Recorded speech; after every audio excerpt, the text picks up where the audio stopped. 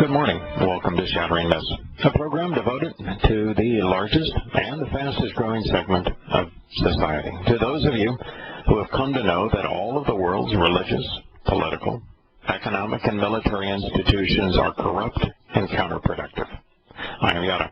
Our number, if you'd like to join us, is toll-free 877-300-7645. 2 days after the United States delivered 8 F-16 warplanes to Egypt as part of a military support package that the Obama administration is boosting to help Egypt counter an increasing terrorist threat, Secretary of State John Kerry restarted the so-called strategic dialogue with Egyptian officials in Cairo. The dialogue was held in 2009 and did not occur in subsequent years due to what this periodical, which happens to be Reuters, did not even put in parentheses or in quotes the Arab Spring. No one in their right mind is using Arab Spring anymore. It was an Islamic Reformation. And everyone who has two wits of sense about them knows it. But nonetheless, myths persist, particularly when they're promoted by the media. Can you imagine the United States being so stupid, so warlike, so supportive of dictatorships, so anti-democracy,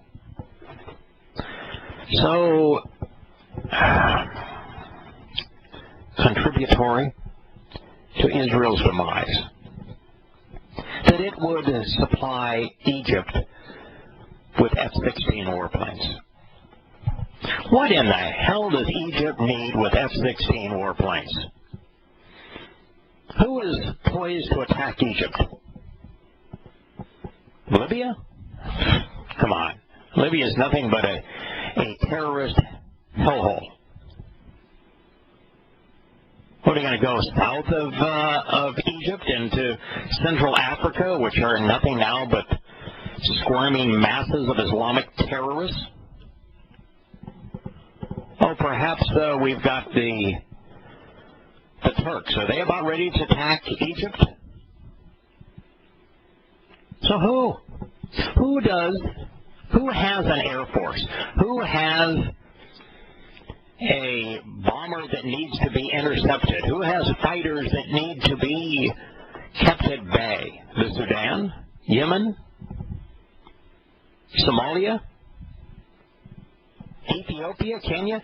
Who has an air force that's poised and ready and desirous of attacking Egypt? Why does the United States feel that it's appropriate to give Egypt, which is one of the, if not the, single most repressive and draconian dictatorships on planet Earth today, the most deadly dictatorship? I mean, this is a dictatorship that's vastly more repressive and deadly than was Saddam Hussein. And you can't even compare the brutality shown, the absolute dictatorial control displayed by Sisi and the military junta that replaced by force the properly elected government of Egypt. And yet the United States sees fit to give these terrorists, using the military against civilian, this terrorist regime, F-16s. What are they going to do with them? Going to go out and kill terrorists? Well, then they'd have to shoot themselves. I mean, what on earth are we thinking? There's only one declared enemy from Egypt's perspective. If any time there is a major speech in Egypt, the chant is always the same: death to Israel. So are we arming Egypt so that they can play a major role in the destruction of Israel? because it's sure as hell not true that we're arming them, as Kerry and the Obamanator are protesting, that they are engaged in a war against terrorism, and that we need to arm them with F-16s so they can go fight terrorists. What are you going to do with an F-16? You know, America tried bombing terrorists from the sky. We did it in Afghanistan. We did it in Iraq. We're doing it in Syria. We did it in Libya. We do it with our drones in Pakistan and in Yemen. Can you tell me, perhaps, what the one common denominator is of all of those attempts to go off and thwart Islamic terrorists with bombs dropped from fighter planes? Well, let's see. Afghanistan is in complete chaos. The Taliban has launched vastly more terrorist attacks than it did at its peak, its prime. Women are treated worse. The government is more corrupt than any on earth. And Americans have died for nothing. Let's go on to Iraq. It was a stable country. Now it's engaged in a bloody civil war. But the weapons on both sides are supplied by America. And vast swaths of Iraq are divided between three groups, none of which Americans have a relationship with, all of which would like to see America destroyed. The Kurds, the Sunni Islamic jihadists, like the Islamic State, and of course we gave the rest to the mullahs in Iran. Great. That worked out really well. So let's move on to Syria. We've been bombing the Islamic State for the entire time that the Islamic State has gone from something inconsequential to now the single most important Islamic terrorist organization in world history. Not working well there. Let's see, we took a stable country of Libya and we tried shock and awe from our fighter planes there. And we took a stable government and we turned Libya into the land of Islamic chaos. We tried it again in Yemen. And they're engaged in a civil war. And now we want Egypt to what? Use these warplanes where? Oh, we've stated it, that against Egyptians. We want them to use it in the Sinai. We want Egypt to use our warplanes against Islamic jihadists in Egypt. Oh, that ought to work out just splendidly. Kerry said the administration is committed to working with Egypt to enhance its military capabilities. Why? So that the military junta can be ever more draconian in its application of terror and death upon its own people? Are we that lockstep with dictators that we would make certain that a military junta that replaced a popularly elected government can ruthlessly impose its will against its own people? Is that what America has become? Are we so desperate for friends that we will supply the implements of death, of mass destruction, to a country whose government is as reprehensible as any on earth? I guess so. Because there's growing threats from extremists. Who could be more extreme than the military junta that has outlawed all rival parties? That you can't oppose them from the left or from the right, from grassroots or from elitists. That no matter of party, whether it be wholly sectarian or wholly secular, Islamic or Christian, even communist, it is not allowed. And if you are a member of such a party, like the Muslim Brotherhood, You will be taken from your home, you will be incarcerated without the pretense of a trial, and you will be executed. And if you're associated with an inconsequential party, a liberal, somebody that just says, I want some freedom, then you'll be kidnapped from your home. You'll be thrown in a torturous prison. And you will be eliminated. And this is the government that we think is being confronted by growing threats from extremists. How could you be more extreme than the military junta over Egypt? They allow nothing. No dissent. No freedoms of any kind. There is no worse dictatorship on planet Earth today than what is found in Egypt. And it's amazing that as bad as that government is, and it's probably the single worst government on the planet, it's worse than the government in Iran. I mean, the Iranians allow more dissent than do the Egyptians. But as bad as it is, and it's hideously bad, it may actually be better than the Muslim Brotherhood government that it replaced, the popularly elected government of the Egyptian people, where 2/3 of Egyptians, well over 3/4 of the Muslims, chose the most fundamentalist Islamic party and people to empower. This says that the threats are in the Sinai Peninsula. So, that's all. Egypt is going to be running F-16s with American bombs over Muslims in the Sinai.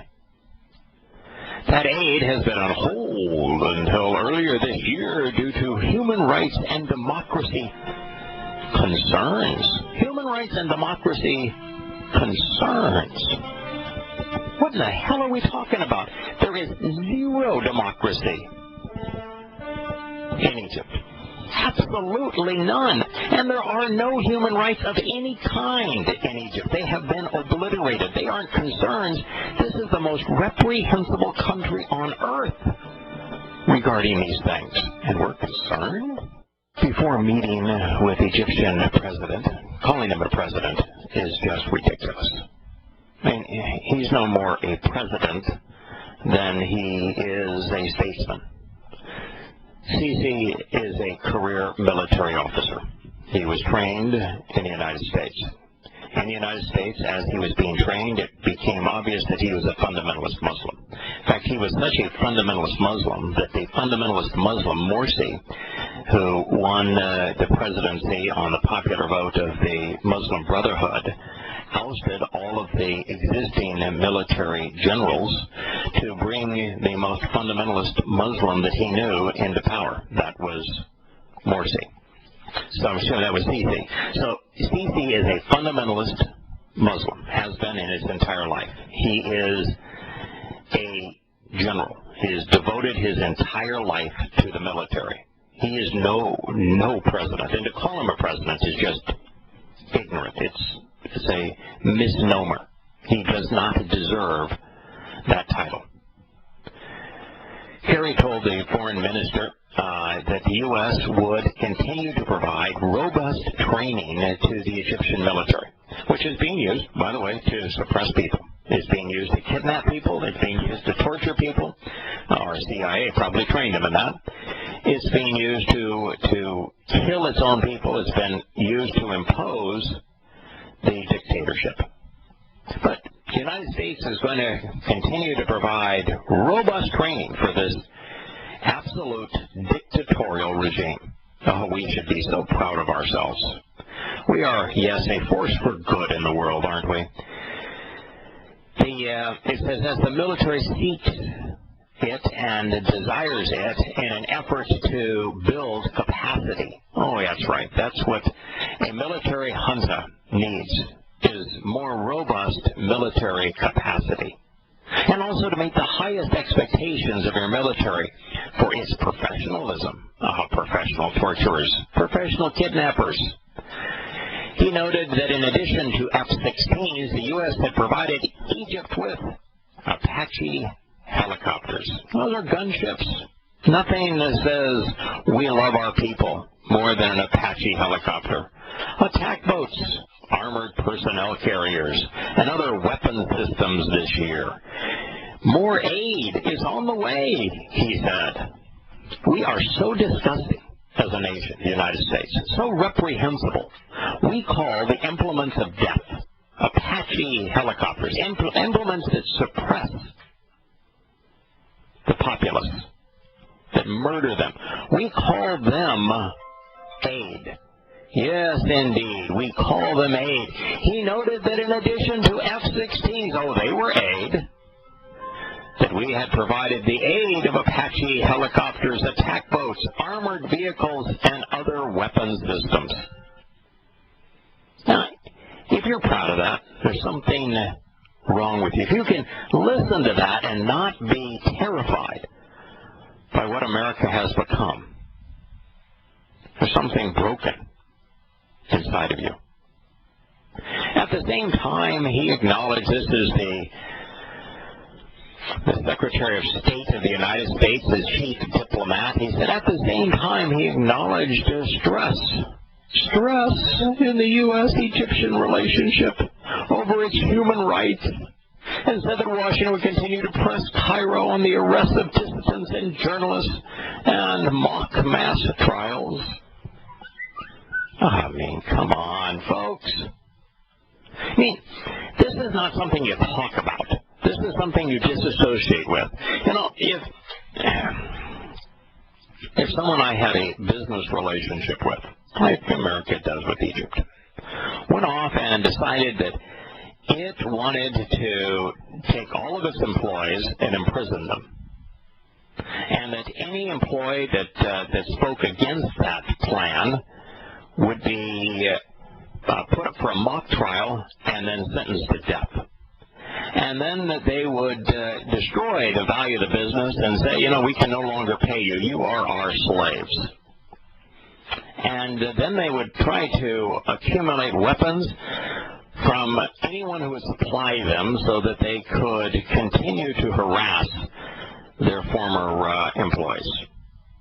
And you would say, we have some disagreements, and but we'll continue to provide the aid that you need, all of the weapons to suppress your former employees. Come on. There's a time when people's behavior is so reprehensible that you don't talk about it. You disassociate from them. And if you're not willing to disassociate from such things, then you're corrupted by them. And ladies and gentlemen, that's why we ought to disassociate from the American government, from its military, for all that it represents internationally. It is that corrupt. This is another one of those wonderful dictatorships masquerading as a democracy that America has provided F-16s to. That would be to Turkey, where the Islamic Party of Erdogan controls everything, where if you are a dissident, you are jailed, and nothing worse than a Turkish prison. If you are in the media and you write critically of Erdogan or his dictatorship, you are jailed. That there is no dissent allowed in Turkey, and guess what Turkey did with its American F-16s? I'll bet our friend Glenn knows the answer to that question. Hello, Glenn. Good morning, Alan. Don't say Stacey, say Wheelie. That's a Pink Panther joke. Ever been in a Turkish prison building? Well, that's an airplane joke. Anyway, so after I heard you describing the draconian and repressive nature of the Egyptian government, I could just hear Wesley Clark in the Amen Corner going, yeah, that's where he wants to take us within a few years. Exactly. Oh, exactly. I mean, that is one of the reasons that we cover the news this way is that these are harbingers of what awaits us. If you, for example, we've talked a lot about Greece. And Greece's, the value of the businesses in Greece after this most horrific move here recently, they plummeted. And so if the business has negligible value and the monetary system is strangled and new taxes are imposed, how is it that a business is going to survive? And if it can't survive, who's going to pay the bills? Who's going to employ people? And here in Egypt, all manner of dissent has been completely shut down by the military junta, and justified by the United States. So if it's just how close this is. If the United States is willing to arm the Egyptians to do this, willing to train the Egyptians to do this, and give them all of the weapons they need to suppress their people, gunships, armored personnel carriers, fighter jets, to suppress their people, then what would keep the United States from using its own military against Americans in the same way? Oh no, that's right. They're shipping them weapons under Fast and Furious, and they're going to bring them in on Jade Helm. I don't think Fast and Furious is enough to get it done, but if America is justifying providing the means for the Egyptian dictatorship to suppress its people using Americans' weapons and training, American aid, what would keep America from doing this to its own people? Well, not much. When someone as prominent as Wesley Clark stands up and says that disloyal Americans should be interned, and then he tried to insinuate that pro-Nazi, pro-German, pro-Nazi Americans were interned during World War II. It's like, never heard much about that, Wes, but I did hear about a lot of patriotic. Oh, I think we just lost Glenn. He got cut off. We did not cut him off. I was interested in what he had to say. Yeah, this is the mindset of patriotic, pro-military Americans, that you owe your freedom to the military when, in fact, it is the least free organization on the planet. And in addition to being the antithesis of freedom, it is choking America of its rights and will be the mechanism used to constrain all American freedoms. And so you've got the combination of the fact that they have this attitude that says if it used to be love it or leave it. So you couldn't be critical of America. If you wanted to be critical of America, just leave it. And, by the way, that would have been fine if America didn't confiscate half of your savings when you left, after having taxed half of your earnings while you were here. But now it's worse than that. Yes, Wesley Clark says, you don't want to swear your oath and allegiance to America, you ought to be imprisoned. That's a lovely thought.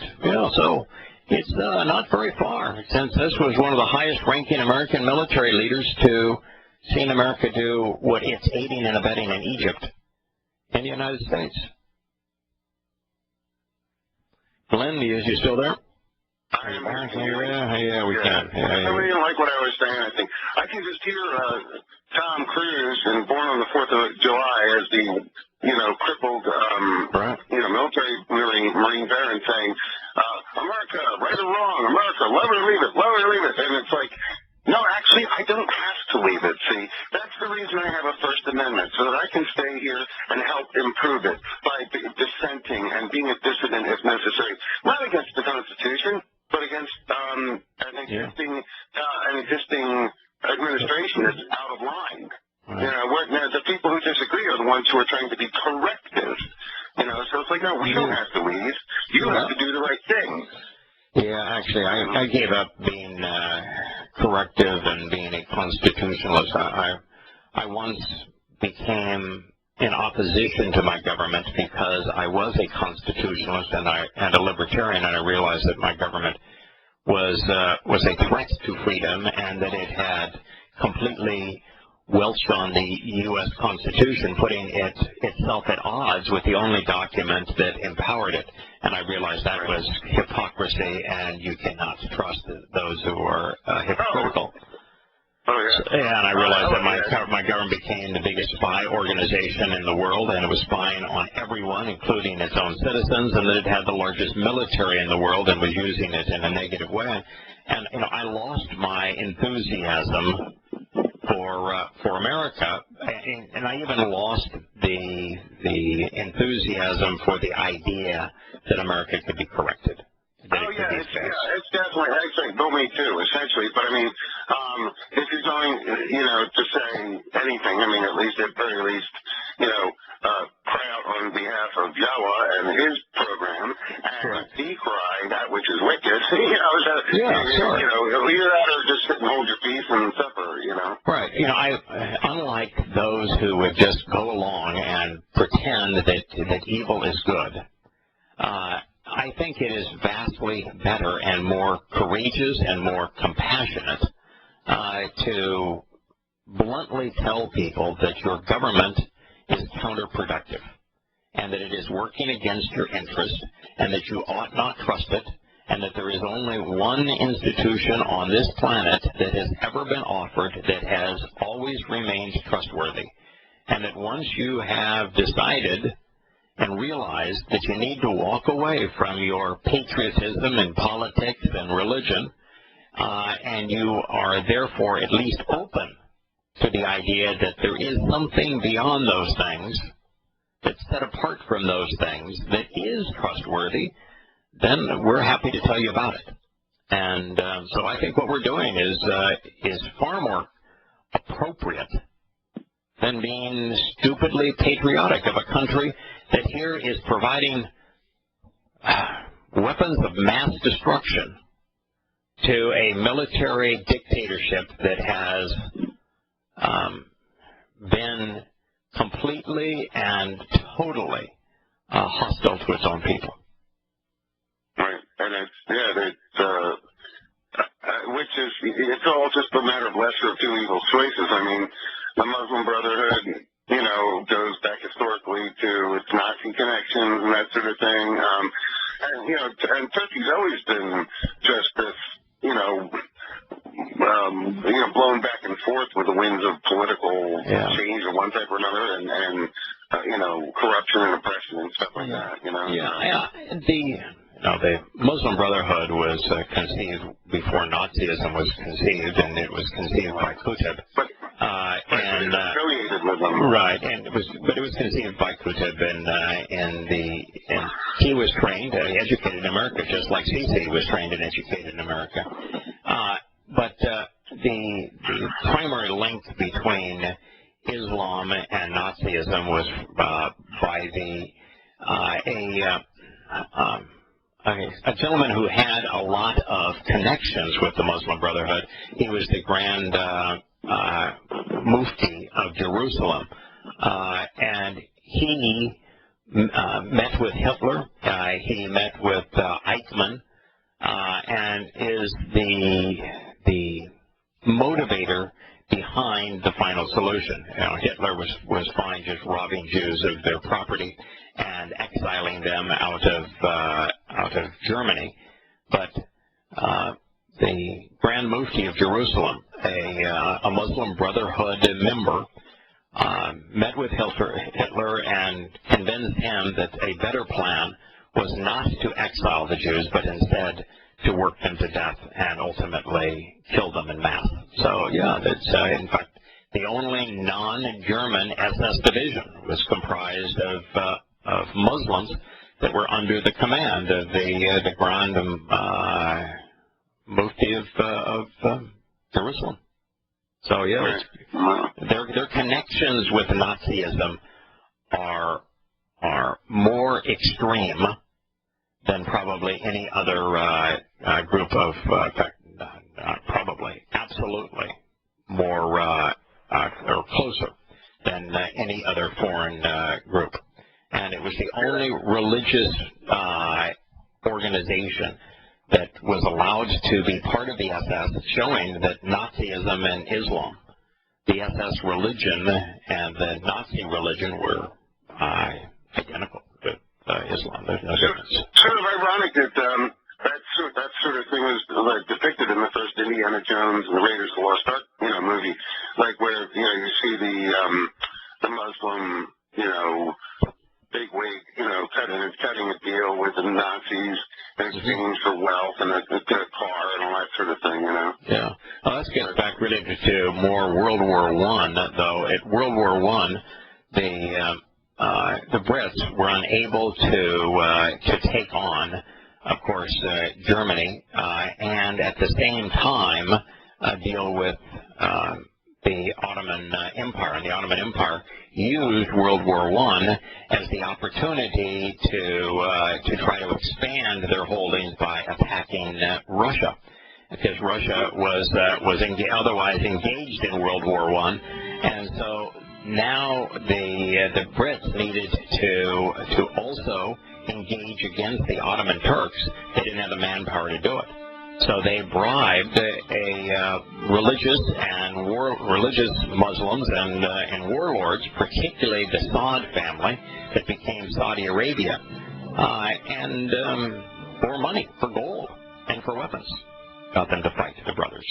Hey, Glenn, at the end of the last segment, I asked you a question. I said, America has supplied F-16 warplanes and Apache gunships to another country en masse, and they announced that they were, and it's a dictatorship, just as is the conditions in Egypt, where no dissent is allowed. In fact, if you try to dissent, you will find them firing water cannons at you, and then they will arrest you, and then they'll put you into a prison, and you will not be the recipient of a trial. And it's just every bad thing that you can imagine. And you think that they use these warplanes against a common foe, or perhaps they were used against their own people? The country, of course, is Turkey. Who did Turkey bomb last week and again throughout this week? Kurds. We were going to help with ISIS, but they bombed the Kurds instead. That is correct. And America said, hey, they have a right to self-defense. So do you think that the Kurds are a threat to overthrow Turkey? Do you think the Kurds even want? Do you think the Kurds even want to overthrow Turkey? No, Kurds just want the nice little oil-filled corner of northern Iraq, right? Or Eastern Turkey. The Kurds are dominant in Eastern Turkey. I mean, but they're not trying to overthrow the government. No, there's 40 million of them. All they want is a little bit of autonomy, and they did get their little slice out of northern Iraq. But that's all they want, a little autonomy. So now that they have their own little slice in northern Iraq, and America, of course, is arming them there, the Turks want to make certain that they don't gain any political cachet in Turkey. So they decided, why don't we just go ahead and use American weapons to bomb those that America has armed? That'll be swell. Well, that's a great way to turn a non-subversive subpopulation into a subversive, right.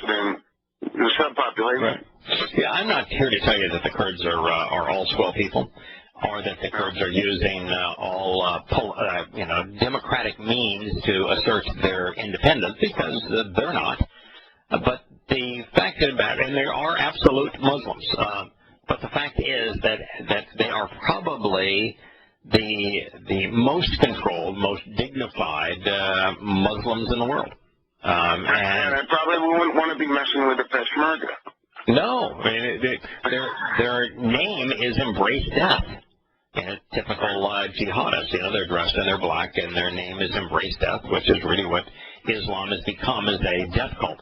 So, but they were the only individuals, even though they are Sunni Muslims, that were willing to stand up to the Islamic State. Now, they didn't have any desire to go and chase the Islamic State down. All they wanted to do was keep the Islamic State from invading places where the Kurds had a majority population. But they were effective. They were the only ones that were effective. So we wouldn't want that if we were Erdogan, because he's paranoid. And so he went and bombed them with American weapons, killing those who are now wielding American weapons. What a mess we have. I know, it's just insane. And I personally, from what I can gather, it seems that we are supplying ISIS. And there are these stories coming out about where the wounded ISIS warriors are receiving their medical treatment in various places. Which would be well, the difficulty here is I don't think America is deliberately trying to help ISIS.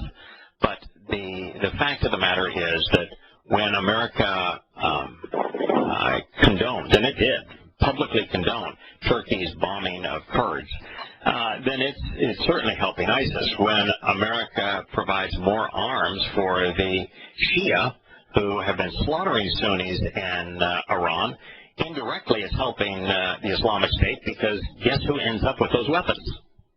The Islamic State. And when America now has announced over the weekend, that it would be running close-in combat support from the air, which means Apache helicopters and other slower flying A-10s, perhaps if we're still using those, close-in air support for Islamic rebels in Syria.